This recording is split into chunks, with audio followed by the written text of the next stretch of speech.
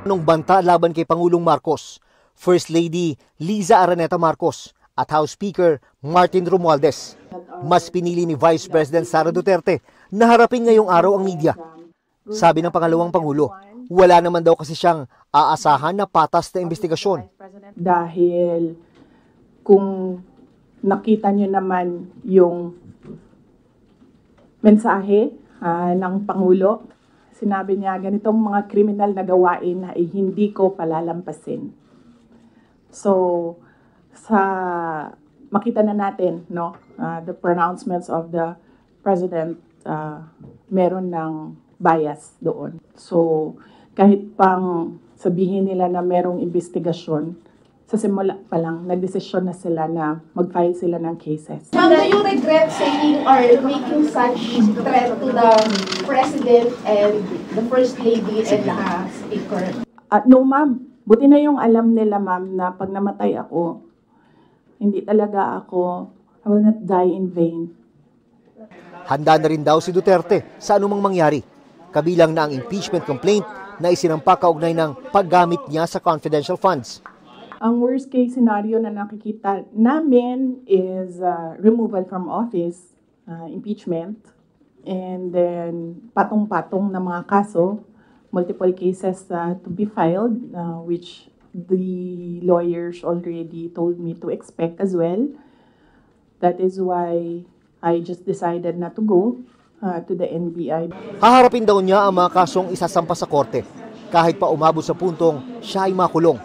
Kabilang sa mga pinag-uusapang kaso laban kay Duterte ay paglabag sa anti-terrorism law at plunder na hindi pwedeng piyansahan. I do not plan to leave the country or I do not plan to hide if there will be a warrant of arrest.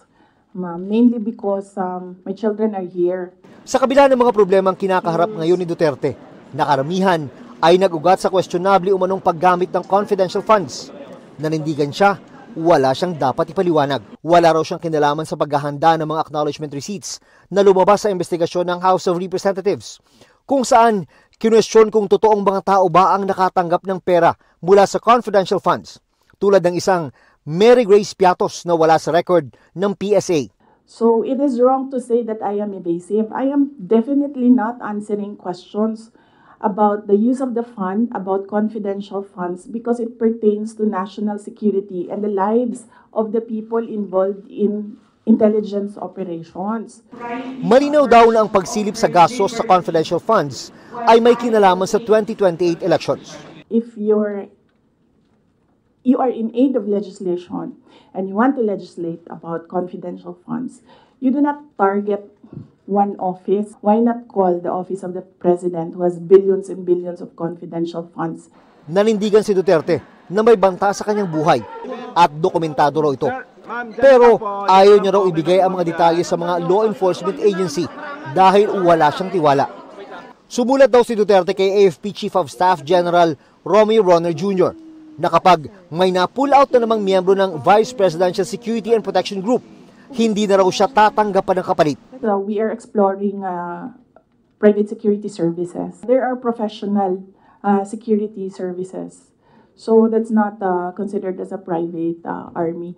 And I do not know if these individuals are allowed to bring guns. So that makes them less of an army, ma'am, kung wala silang baril. Tanggap na raw ng pangalawang Pangulo, ano man ang mangyari. I'm at peace with whatever happens.